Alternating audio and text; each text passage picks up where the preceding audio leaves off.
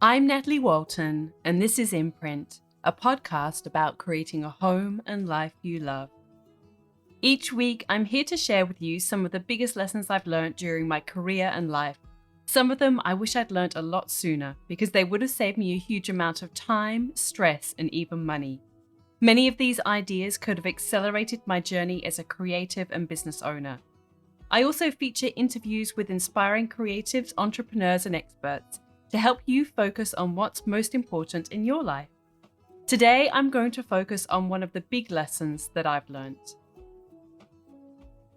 Before we start today's episode, I just wanted to let you know that you can now watch the free mini styling masterclass that I created on how to transform your home. The video is available at nataliewalton.com/mini styling masterclass. I walk you through the 3 foundations you need to know to transform any space. So if you'd like to check it out, go to nataliewalton.com/mini styling masterclass. Okay, back to today's episode. Hello, everyone. Hope you're all well.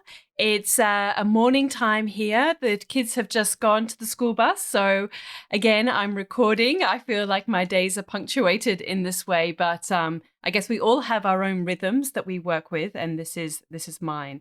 And also school holidays are coming up as I'm recording this. So actually, when this goes live, I think it will be the start of the school holidays. So I'm conscious of that as well.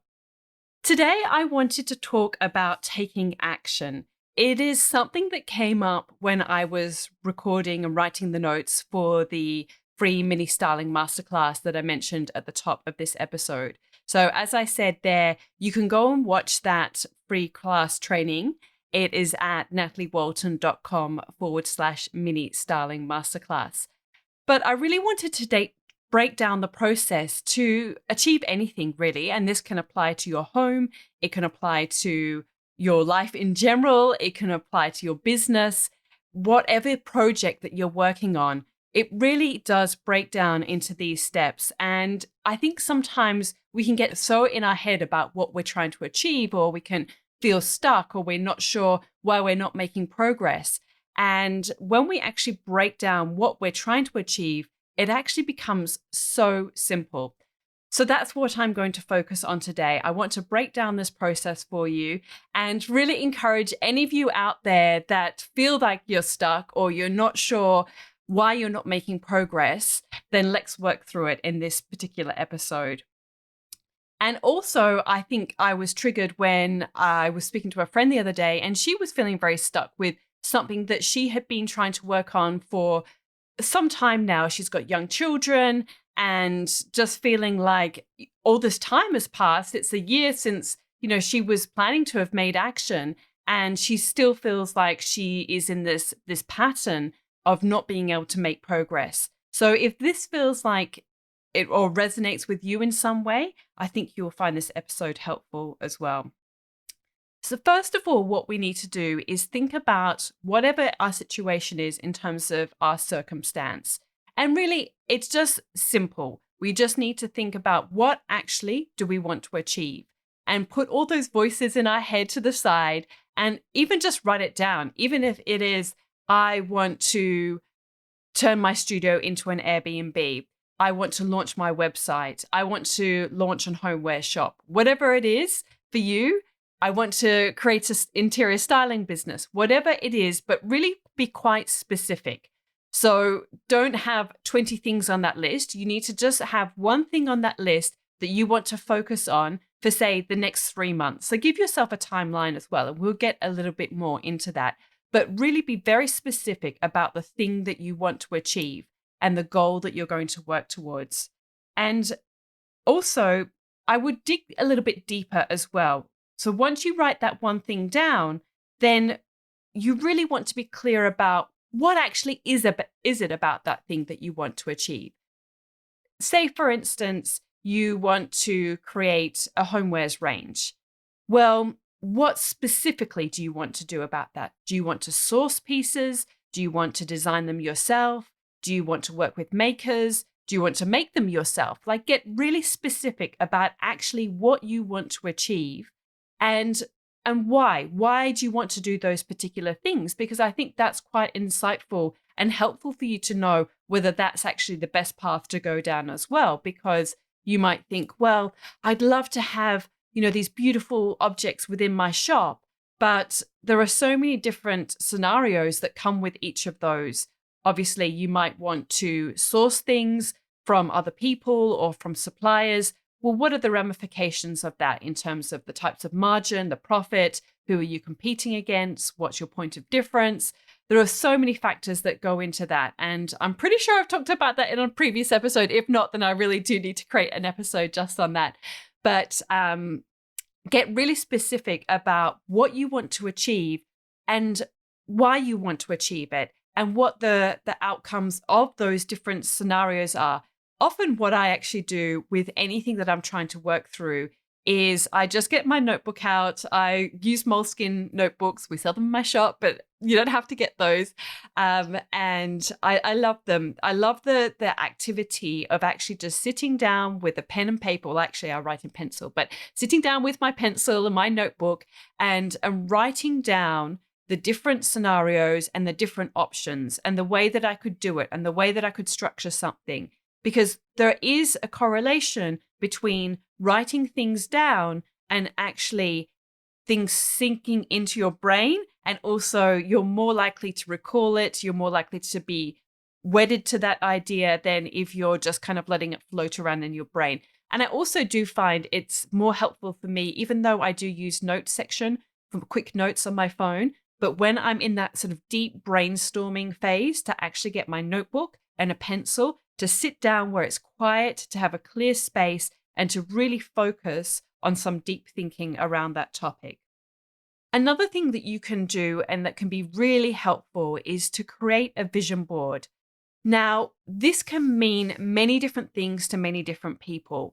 It could be creating a saved image folder on Instagram, for instance, or on Pinterest. It could be actually creating a mood board in an app or some kind of program such as Canva. You can do that for free. And that's one of the things that I teach within my course. You could also just create a folder on your desktop.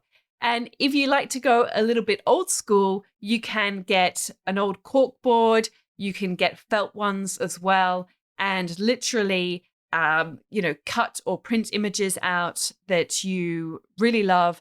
When I say cut it out of, say, magazines or maybe books. I don't know. I couldn't cut something out of a book, but whatever you want to do, wherever you want to source your images, and put those on that vision board. Now, a vision board is different from a mood board or a storyboard. A vision board is like the big picture, what you really want to create and how you want to see your overall life. So it might be the type of house you want to live in.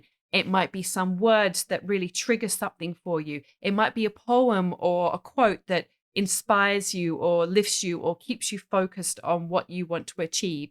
So these are some of the things that you can include in your vision board. And it can be really helpful to be very intentional about that and really think about what it is. I actually have a lot of that stuff in my head, but I do think it is helpful to, again, similar to the idea of the notepad and the pencil, to actually get these things down and make it very tangible for you. So that is something that you can do to really be clear on the goal that you want to create for yourself and how do you want it to look and feel, and keep coming back to this because that will be your guide for where you want to go and how you want to get there. Of course, it's one thing to envisage things, but it's another thing to actually make it happen. So you really need to make a plan. I cannot understate this. I cannot, emphasize this enough. If you want to create an outcome, you need to take steps to get there. And that is what I want to really focus on right now, is the steps that you need to do to get towards your goal. So it's not about talking about what you want to do. I think we can get very wrapped up and we can feel like just talking about our project or our idea to friends and family, that can feel like we're doing it. That's not doing it. That's just talking about it. Of course, it can help on some level, but you're the only one that has that true sense of what you want to achieve And I wouldn't be too swayed by what other people say. Of course, people can have advice and they can give you some suggestions. And certainly with very specific things, if someone's got experience, then I think that's worth listening to. But you know deep within yourself what's really important to you and what you want to achieve. So I would say it's really important to not just talk to people, but to be very clear within your own mind about what you want to achieve and how you want to get it there. It's also important not just to worry about it, not just to think about, I don't know how I'm going to do this. It feels overwhelming. I don't know the tech that I need to do, and worrying about like the cost of rent or how you're going to design something or how you're going to create the website. Worrying gets you nowhere. In fact, it drains you of energy. Right? If you've got any concerns, write them down as things that you need to create steps to make action on. Don't just use up all your energy in worrying about something. It is one of the most counterproductive things you can do. It's not just doesn't give you action, it actually pulls you back. I really encourage you not to worry and to put any of your concerns down, write them down, and then say, okay, how am I going to solve this problem? Or where is this on my list? It might be something that you're really getting worked up over. It might be, say, the tech about how you resolve something. But really, in the grand scheme of things, that's not the thing that you need to be worrying about the most. And that is something that you can perhaps outsource. So get really clear on the priorities with what you need to do, and don't just spend time worrying over it. Also, of course, don't just feel sorry for yourself. I think we can all sometimes have a little bit of a pity party for ourselves and feel like it's not fair, that other people have got more opportunities, that other people have got maybe more money, or they've got more resources, or they've got X, Y, and Z, and really comparing ourselves, our lives to other people and what other people have, that is not going to get you anywhere. And I know we all do it. I think it's just part of the way that our brain works, is to really hold us back and stay in our comfort zone. Don't compare yourself to other people. It's not helpful. Really focus on your circumstance, and going back to that word again, what is your circumstance and how can you work with that, not against it? Spending time and energy focusing on what you don't have is not going to get you anywhere. Really focus on what you need to do to get the results that you want. I can't emphasize that enough. Write down the steps that you need to take to make your goal happen, and just break it down. Literally, first of all, just maybe do a brain dump of all the things that you need to do to get this particular result. And don't worry about ordering it at this stage. Just write down everything. Once you've written down everything and you really feel like you've got all the subcategories too. So it could be, for instance, maybe you need to create a website. So it's not just create a website. It is create a website. Maybe it's buy a Squarespace page, or maybe it's engage a graphic designer, or whatever you need to do. Get the photography for the website, write the text, get whatever you need. Maybe you need to get a portrait so you can put it on your website. All those steps that you need to do to achieve that particular goal, write all of those down too. The next thing you need to do is then prioritize those things. Some tasks will have a natural order, and that will become very apparent to you when you're doing something. Now, when you're in this stage about actually planning and working out how you're going to achieve your goal, I find for myself that I start to get really excited about it, because I can feel that I'm kind of out of that just worrying, don't know what to do, feeling sorry for myself kind of phase. And now I can sort of see, okay, this is what I need to do. This is how I'm going to make action or get something to happen. So once you start to get into this phase, really feel that momentum within you and harness that energy towards actually achieving what you want to do. This is really, really important. So break down your steps and then break it down and give yourself a period of time. It might be 3 months or whatever feels realistic for you. But now you need to carve out the time to make these things happen.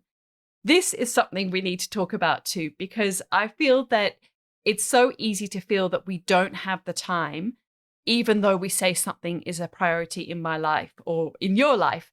And this is something that I talked about in my book, This Is Home, that we can so often say that we don't have time for something, but we all work within the same 24 hours and we all work within the same 7 days a week. Of course, everybody's circumstances are different, but that's not to say that you don't have time. You need to look at how you're spending your time and be really honest with yourself. I think we're very good at tricking ourselves about how much time we actually spend on doing things, whether it's things like social media, scrolling through Instagram, just kind of spending too much time in our inbox, perhaps, even just, tasks at home, and kind of we feel like we're being productive, but actually it's just a form of procrastination. So be really aware of that as well. Some of the things that I do to ensure that I've got enough time for the things that are really important to me is that some things I just try and delete from my life or from my day-to-day activities. Sometimes this might just be for a period of time. So I might just think I just have to let go of this for the next couple of weeks or for this particular month because I really want to focus on this particular goal. So for this past few weeks, I've been really focused on creating this class that I've just recently taught. And because of that, there are some things that I sort of had to say to myself, okay, that is not a priority right now. I just have to focus on creating this content, making it the best that it can be. So some things I just had to put to the side. I just had to delete them from my sort of schedule. The second thing is to delegate. Now, this can sometimes seem all very well when people say this, and sometimes I sort of bristle a little bit as well. And I think, well, sometimes when you've got to delegate, that means that you've got to have the money to delegate. Well, yes, that might be the case. If you've obviously got money to delegate your cleaning, for instance, then that can save you 4 or 5 hours a week, perhaps. If you can do that, great. Think about what result you can get, though, with those particular hours that you'll have for yourself. That's obviously one thing that you can do. Maybe you can put your child, if you've got a younger child, into childcare or family daycare or whatever it is that feels good for you for a couple of hours. That can free up some time. That's some of the ways that you can delegate. Obviously, there's a whole heap. You can kind of get an assistant, you can get virtual assistants. There's all sorts of possibilities out there now. But some of the other ways that you can delegate so you can create time for you to work on your project is if you've got slightly older kids, and this is certainly something that I do, is I really encourage them to help out a little bit more during certain periods. So during these past few weeks, while I've been working on creating this course, I've said to them, look, I really need you to help a little bit more right now. I need you to, can you please go and tidy the kitchen? Can you please go and maybe it's something to do with the dog? Can you please bring in the washing, or can you please fold the washing? Now, they do get paid and for some of these tasks, and that might be a strategy that you want to use as well. But whatever it is, I do think it's important that they realize that as parents and as adults, that we have things that are important to us and that they can see that we're working on something and that we all need to help. And that is something certainly within my family that I find is really important, that we all contribute. Another way that you can perhaps delegate is if you've got a partner or husband or a wife, whatever your circumstances, and ask them to pick up the slack with some things. So can they cook some more meals? Can they bring in the washing? Can they do some things around the house? If that is where you're often spending most of your time, can they take the children? If you've got children, can they take them on a Saturday morning, perhaps? Take them to the park or take them to the beach or go for, to the museum or whatever it is. Can they take them out for a couple of hours? So you might have a few hours on a Saturday morning. There are so many different things that you can outsource in that kind of way. Maybe you've got family that you could ask your parents or a relative to look after the kids for a morning. We don't have family in that kind of sense around here. So certainly I lean on my husband a lot when I need to really lean into more kind of work or if I'm working on a very intense project. But there are other times when then I ease off and then I'll be more into that phase. So it really is about being in partnership with your partner. I really do believe that. Also, there are some things that you can defer. So what can you put off right now? One of the things that I'm looking at is I've actually got a pile of my portfolio that I'm working through, and I was in an intense mode of organizing all of that within my home before I started to create this class, and that has not been completed. I did a huge amount of progress on that before I started to create the class, but that was something that I will get back to. Also, our studio project, I've just had to put that on hold while I've been working intensely on this class as well. So there are some things that you might have to defer and say, right now, that's not my priority. If I want to achieve this goal, I've got to really focus on that, and I've got to defer some of my other tasks. Just a few other little tips that I find really helpful that you might too as well. At the beginning of every week, I write down what are the top three things that I want to achieve that week to help me move forward on my particular goal. I find that when I do this, it really helps me have focus for that week about what's a priority. So that when other distractions come up along the way, I need to then check back with that and think, is this going to help me move closer towards that goal, or is it actually going to set me back? So to be really clear on what those top three are. I don't always achieve them, but I think it's really helpful to set from the start the goals what you want to achieve from that week. Then on Monday morning, I write down the list of all the things that I need to achieve that week for that particular task, and I try to schedule them into my diary as much as possible.